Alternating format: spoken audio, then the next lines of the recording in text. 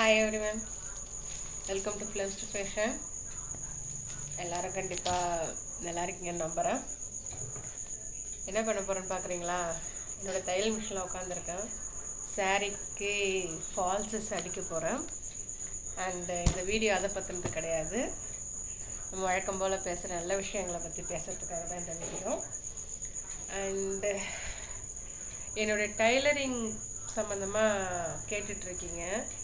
அதை வீடியோ எடுத்து போடுங்க, எப்படி வந்து ப்ளவுஸ் மார்க் பண்ணுறது, அப்புறம் ஸ்டிச்சிங் சம்மந்தமாக வீடியோ போடுங்க அப்படின்னு சொல்லி எல்லாம் கேட்டுட்ருக்கீங்க. உங்கள் சப்போர்ட்டுக்கு ரொம்ப தேங்க்ஸ். பட் நான் இன்னும் அதுக்கு ரெடி ஆகலை. எனக்கும் ஆசை தான் என்னுடைய டைலரிங் வீடியோ எல்லாத்தையுமே அப்லோட் பண்ணணும் அப்படின்றது. பட் என்னால் அவுட்புட் மட்டும்தான் என்னால் வந்து அப்லோட் பண்ண முடியுது. ஏன்னாக்கா இப்போ இந்த மிஷினில் இருக்கிறேன் அப்படின்னாக்கா இந்த இடத்துல வச்சு நான் வீடியோ எடுக்கிறதுக்கான எக்யூப்மெண்ட்ஸ் இன்னும் எதுவும் நான் வாங்கலை. பட் அந்த ஐடியா இருக்குது. அதை நான் டிசைன் அந்த ஐடியா கரெக்ட் பண்ணதும் நான் கண்டிப்பாக என்னுடைய டெய்லரிங் வீடியோ ஒரு டெய்லரிங் கிளாஸ் மாதிரி ஸ்டார்ட் பண்ணலாம் அப்படின்றது என்னுடைய ஐடியா. கண்டிப்பாக நான் பண்ணுறேன். பட் அதுக்கு முன்னாடி நம்ம எப்போவும் பேசுவோம் இல்லைங்களா, சில நல்ல விஷயங்கள் அதை பற்றி பேசணுன்றதுக்காகத்தான் இப்போ நான் வந்திருக்கிறேன்.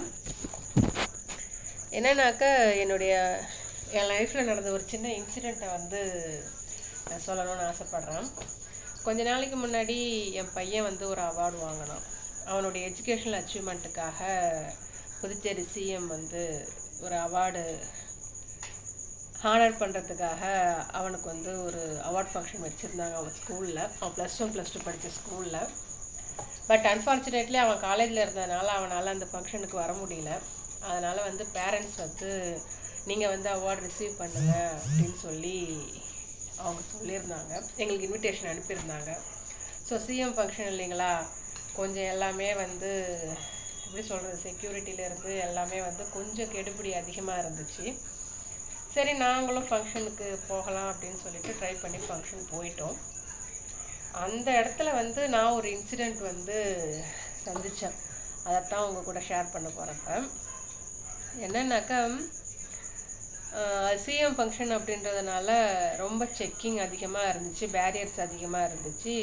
அந்த ஃபங்க்ஷன் ஸ்டேஜுக்கும் ஆடியன்ஸுக்கும் இடையில கிட்டத்தட்ட ஒரு 100 மீட்டர் கேப் இருந்துச்சு. யாருமே ரொம்ப நெருக்கமாக ஸ்டேஜுக்கெலாம் போக முடியல. அதே மாதிரி அலுமினி பேரண்ட்ஸ், அதாவது முன்னாள் மாணவர்களுடைய பேரண்ட்ஸ் வந்து அவார்டு ரிசீவ் பண்ணுறதுக்காக தனி ஒரு வழி வச்சுருந்தாங்க. நானும் என்னுடைய ஹஸ்பண்டும் உள்ளே போனப்போ பேரண்ட்ஸில் யாராவது ஒருத்தர் தான் அலோவ் பண்ண முடியும் அப்படின்னு சொல்லிட்டாங்க. சரி, நான் என்ன பண்ணிட்டேன், ஹஸ்பண்டை வந்து நீங்கள் அவார்டு ரிசீவ் பண்ணுங்க அப்படின்னு சொல்லிட்டு அவரை வந்து அந்த சீட்டில் விட்டுட்டு நான் வெளியில் வந்துட்டேன். சரி, எனக்கும் அவார்டு வாங்கணும் ஒரு ஆசை தான். பட் இருந்தாலும் அவர் வாங்கட்டும் அப்படின்னு சொல்லிட்டு நான் வந்து ஆடியன்ஸ் ரோவுக்கும் வந்துட்டேன் நான். அப்போ அந்த சமயம் அந்த ஸ்டேஜுக்கும் ஆடியன்ஸ் ரோவுக்கும் ஒரு 100 மீட்டர் கேப் இருந்ததுனால நான் ஃபோட்டோ எடுக்க ஆசைப்பட்டேன். என் வீட்டுக்கார் வந்து அந்த அவார்டு ரிசீவ் பண்ணும்போது நான் ஃபோட்டோ எடுக்க ஆசைப்பட்டேன். இந்த சமயம் பார்த்தீங்க அப்படின்னாக்கா எனக்கு முன்னாடி இருந்தளோவில் ஒருத்தவளை கொஞ்சம் தள்ளுங்க, நான் ஃபோட்டோ எடுக்கணும், அவார்டு ரிசீவ் பண்ண போகிறாங்க அப்படின்ட்டு. அவங்க அந்த லேடி பார்க்கறதுக்கு நல்ல வெல் எஜுகேட்டட் பர்சனாக தான் இருந்தாங்க. அவங்க ஃபங்க்ஷன் ஒன்றா இருந்தாலும் அட்டன் பண்ண மாதிரி தெரியல, ஃபோனில் ஏதோ பண்ணிகிட்டு இருந்தாங்க. பட் நான் எக்ஸ்கியூஸ் பண்ணி கேட்டப்போ அவங்களுடைய பதில் வந்து ரொம்ப ரூடாக இருந்துச்சு. ஃபோட்டோ தானே எடுக்க போகிறீங்க, அது அங்கேருந்து எடுக்கலாம், எடுங்க அப்படின்னாங்க. எனக்கு சடனாக ஒரு மாதிரி ஆயிடுச்சு, என்ன பண்ணுறது அப்படின்ட்டு. சரி, அந்த நேரத்தில் எனக்கு வந்து அவங்கள்ட்ட போய் வாதாடிட்டு இருக்கவோ அவங்கள்ட்ட கோவப்படவோ இதிலும் எனக்கு விருப்பம் இல்லை. சரி, அதனால் நான் என்ன பண்ணிட்டேன், அமைதியாக போய் நான் என்னுடைய ரோவில் என்னுடைய சீட்டில் நான் உட்காந்துட்டேன். உட்காந்து ஒரு 5 நிமிஷம் கழித்து திரும்ப என் ஹஸ்பண்ட் உள்ளே இருக்கார் இல்லைங்களா, அவார்டு ரிசீவ் பண்ணுறதுக்காக உள்ளே ஃபங்க்ஷன் ஸ்டேஜில் இருக்கார் இல்லைங்களா, அவர்கிட்டேருந்து எனக்கு ஒரு ஃபோன் வந்துச்சு. பேரண்ட்ஸ் 2 பேருமே ஸ்டேஜ் ஃபங்க்ஷனுக்கு அலோவ் பண்ணுறாங்க, நீ உள்ளே வா அப்படின்னு சொல்லி எங்கள் வீட்டுக்கார் சொன்னார். நிஜமாவா சொல்கிறீங்க அப்படின்னு. இல்லைங்க, நீங்கள் வாங்குங்க, நான் இங்கேருந்து ஃபோட்டோ எடுக்கிறேன் அப்படின்னு. அதெல்லாம் எடுத்துக்கலாம், பார்த்துக்கலாம், நீ வா அப்படின்னு சொல்லி சொன்னார்.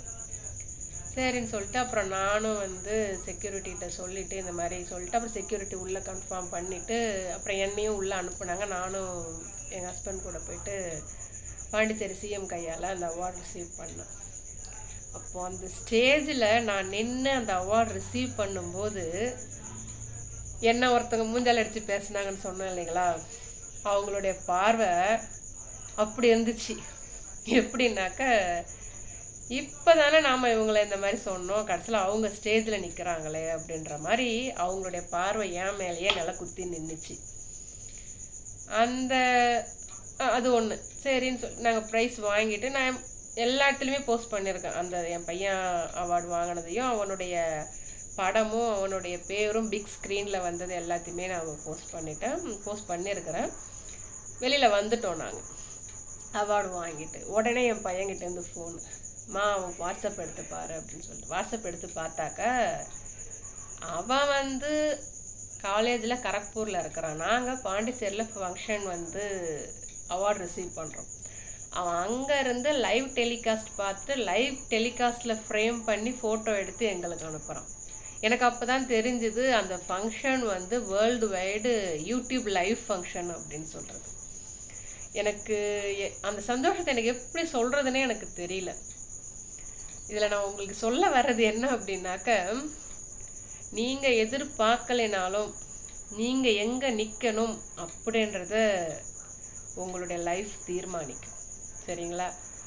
நான் அந்த நேரத்தில் அந்த லேடிக்கிட்ட போயிட்டு நான் கடுமையாக பேசியிருந்தாலோ சண்டை போட்டிருந்தாலோ இல்லை நான் என்னுடைய கெத்தை காட்டுறதுக்காக நான் போவேன் அப்படின்னு சொல்லி ஏற்று பேசியிருந்தாலோ என்னால் இந்த ஹாப்பினஸ்ஸை அனுபவிச்சிருக்க முடியாது. ஓகே, ஸோ வெளியில் நம்ம எங்கே போனாலும் நம்ம வெளியில் போயிட்டு திரும்ப வீட்டுக்கு தான் வரப்போகிறோம். அந்த பஸ்ஸில் போகிறதாகட்டும் இல்லை எங்கேயாவது க்யூவில் நிற்கிறதாகட்டும், இந்த மாதிரி இடங்களில் சில சண்டைகள் நடக்கும் பாருங்கள். என்னமோ அதுதான் அவங்க சொந்த வீடுன்ற மாதிரியும் அங்கே தான் அவங்க வாழ போகிறாங்கன்ற மாதிரி சண்டை போட்டுப்பாங்க. பஸ்ஸுலேயும் பார்த்துருக்கேன், இந்த மாதிரியான பொது இடங்கள் கோயில்லையும் சரி, பஸ்ஸில் போகிற இடத்துலையும் சரி, இல்லை எங்கேயாவது ஒரு பப்ளிக் பிளேஸில் க்யூவில் நிற்கிறோமா அங்கேயும் சரி. அந்த மாதிரி வேண்டாம். அது கொஞ்ச நேரம் தான் நம்ம அந்த இடத்துல இருக்க போகிறோம். அப்படி இருக்க போகிற இடத்துல நம்ம யார்ட்டையும் முகம் சுழிச்சிக்கிட்டு எப்படி சொல்கிறது, ஒரு அநாகரிகமான செயல்லையோ வார்த்தைகள்லையோ ஈடுபட தேவையில்லை. அது அந்த இடத்துல நம்ம கொஞ்ச நேரம் தாங்க இருக்க போகிறோம். நம்ம ஒன்றும் அங்கேயே குடியிருந்துட போகிறதில்ல. அங்கேயே நம்ம எப்படி சொல்கிறது, அங்கேயே நம்ம இருந்துட போகிறது. பஸ்ஸிலே யாருனாலுமே போயிட்டு இன்னும் 1/4 மணி நேரமோ 1/2 மணி நேரமோ பஸ்ஸை விட்டு இறங்க தானே போகிறோம். பஸ்ஸிலேயே குடியிருக்க போகிறோம். அதுக்கு அவ்வளோ சண்டை நடக்கும். நிற்கிறதுக்கோ இல்லை உட்காரத்துக்கோ அவ்வளோ சண்டை நடக்கும். இதெல்லாம் வேண்டாம். இது என்னுடைய லைஃப்பில் நடந்த இந்த எக்ஸ்பீரியன்ஸ் நான் ஏன் உங்களுக்கு சொல்கிறேன் அப்படின்னாக்க, பப்ளிக்கில் வேறு எந்த ஒரு அசம்பாவிதமோ எந்த ஒரு கோபமோ யார் மேலேயும் வெறுப்போ எதுவுமே உங்களுக்கு தேவையில்லை. உங்களுக்கு நடக்க வேண்டியது என்னவோ அது கண்டிப்பாக உங்களுக்கு நடக்கும். புரிஞ்சுதுங்களா? All the best.